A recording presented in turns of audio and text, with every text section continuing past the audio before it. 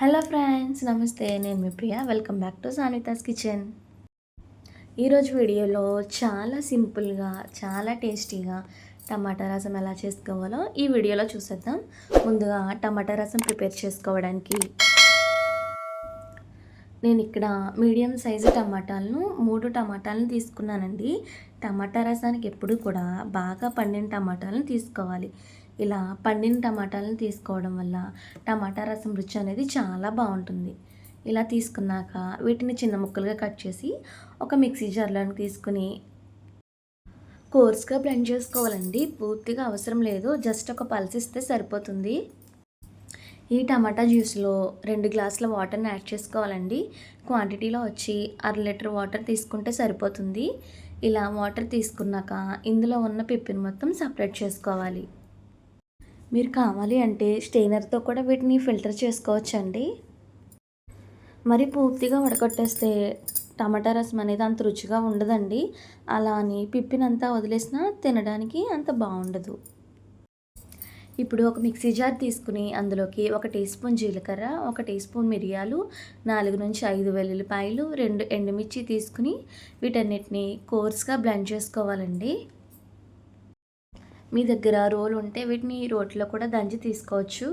ఇలా ప్రిపేర్ చేసుకుని పక్కన పెట్టుకోవాలి. మనం ముందుగా ప్రిపేర్ చేసుకున్న ఈ టమాటా జ్యూస్లో 1/2 టీ స్పూన్ పసుపు, రుచికి సరిపడా ఉప్పు, ఒక పచ్చిమిర్చిని చిన్న ముక్కలుగా కట్ చేసి తీసుకోవాలి. అలాగే ఇందులో మనం ముందుగా క్రష్ చేసి పెట్టుకున్న మిరియాలు, వెల్లుల్లిపాయ క్రష్ని యాడ్ చేసుకోవాలి. ఇప్పుడు స్టవ్ ఆన్ చేసి ఒకసారి మొత్తం మిక్స్ చేసుకుని ఈ టమాటా రసాన్ని మీడియం ఫ్లేమ్లో పైకి నురుగు వచ్చేంత వరకు మరిగించుకోవాలండి.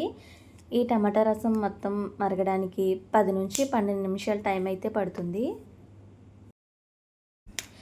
ఇలాగా బాగా నురుగు వచ్చేంత వరకు మరిగించండి. టమాటా రసాన్ని బాగా ఎక్కువ మరిగించినా కూడా మనకి టమాటా రసం టేస్ట్ అనేది అంత బాగుండదు.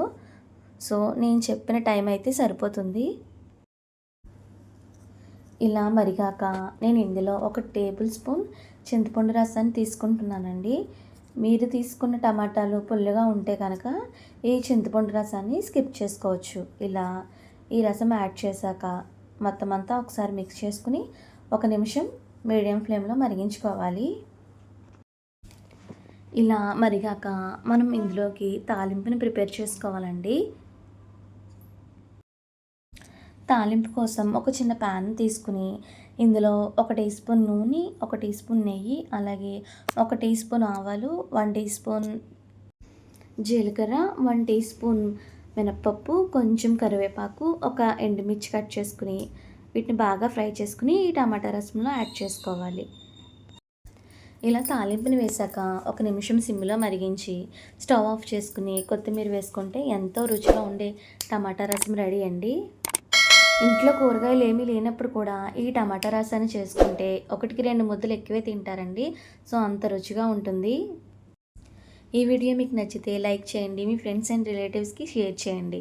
మరిన్ని టేస్టీ అండ్ సింపుల్ రెసిపీస్ కోసం సాన్వితాస్ కిచెన్ ఛానల్ని సబ్స్క్రైబ్ చేసుకోండి. Thanks for watching.